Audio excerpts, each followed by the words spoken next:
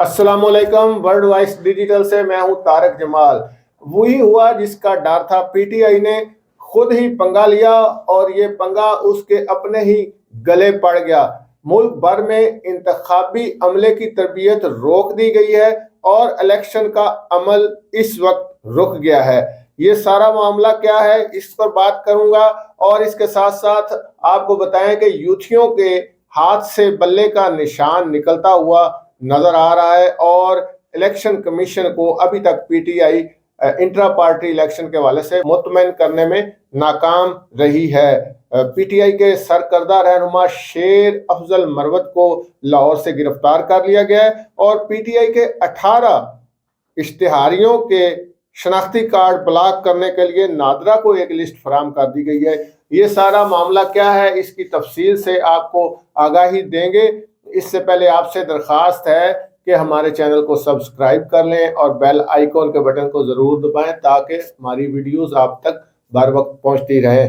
जी, सबसे पहले इलेक्शन के हवाले से आपको बताऊं कि मुल्क भर में जो इलेक्शन की तैयारियां हो रही थी, इंतखाबी अमला तैनात कर दिया गया था। इलेक्शन कमीशन ने नोटिफिकेशन कर दिए थे और मुल्क भर में चारों सूबों में आम इंतखाबात के लिए DROs, ROs और AROs की तैनातियां कर दी गई थी, लेकिन उस नोटिफिकेशन को लाहौर हाई कोर्ट ने मुअत्तल कर दिया।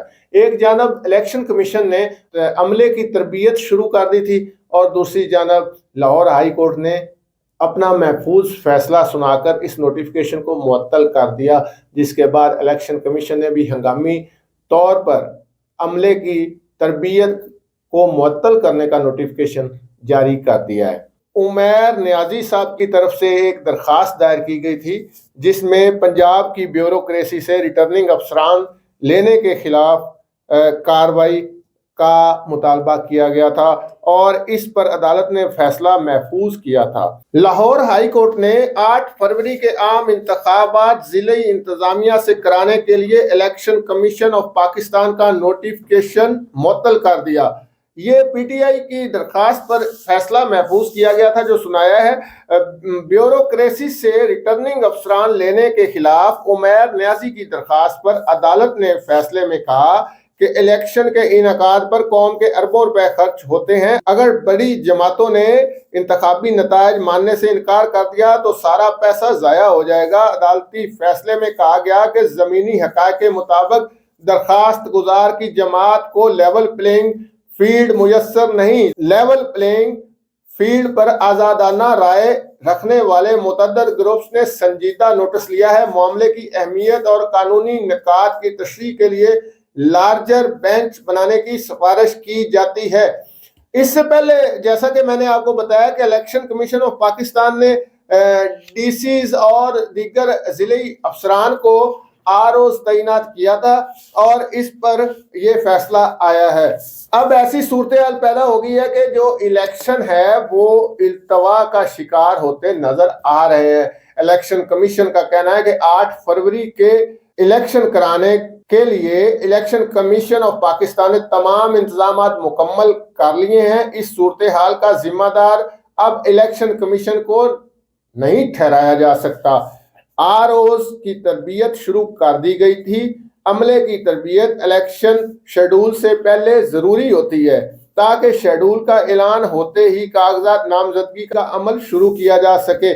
अब ये मामला देखें, जो इलेक्शन कमीशन को एक ऐसा सॉलिड बहाना मिल गया है कि अदालती फैसला आ गया है, पीटीआई के दरखास्त पर आया है और सुप्रीम कोर्ट में पहले इलेक्शन कमीशन ने यकीन दहानी करवाई थी कि 8 फरवरी को आम इंतखाबात कराए जाएंगे।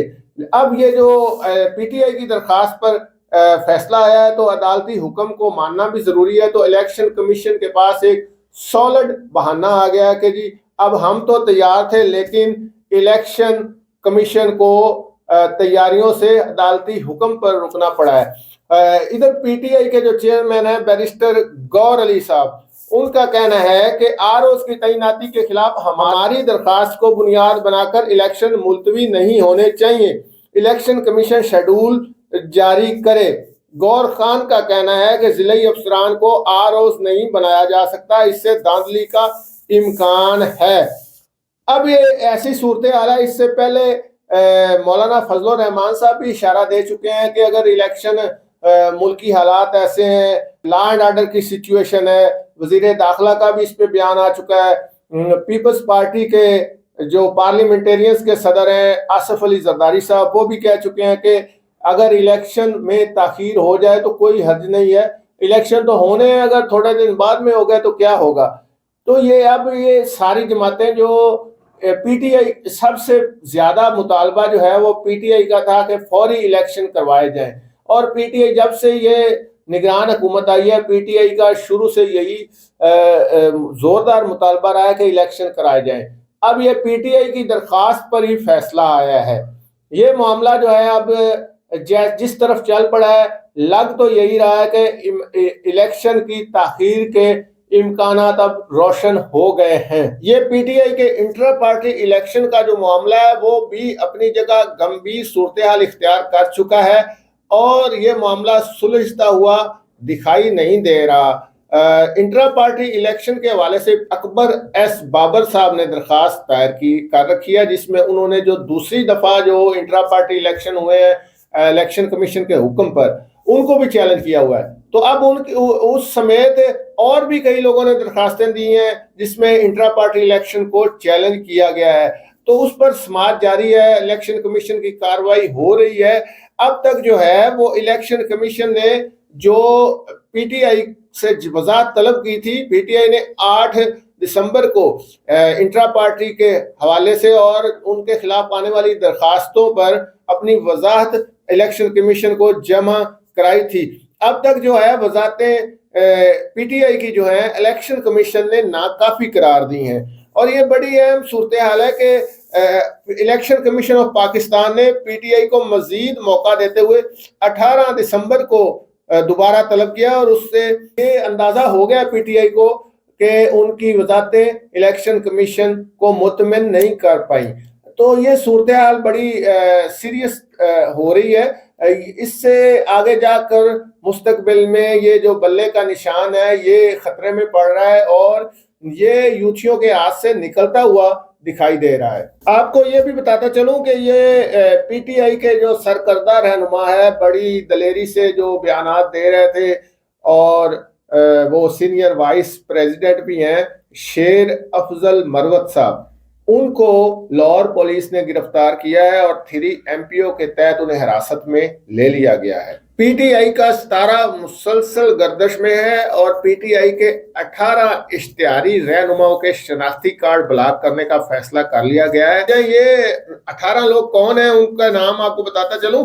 ان میں مراد سعید، اعظم سواتی، حماد اظہر، میاں اسلم اقبال، کرامت علی کھوکھر، حافظ فرد عباس، علی امین گنڈاپور، امتیاز شیخ، واسع قیوم عباسی، علی اصغر منڈا، مسرت جمشید چیمہ، احمد خان نیازی، جمشید چیمہ، زبیر نیازی، اسد زمان چیمہ، سعید سندھو، ملک ندیم عباس، غلام محی الدین دیوان شامل ہیں۔ یہ تمام 18 کے 18 افراد ملک بھر میں مختلف تھانوں میں مطلوب ہیں۔ وہی 9 مئی والا رولا سمجھ تو گئے ہی ہوں گے آپ سب۔ اجازت دیں، اللہ حافظ۔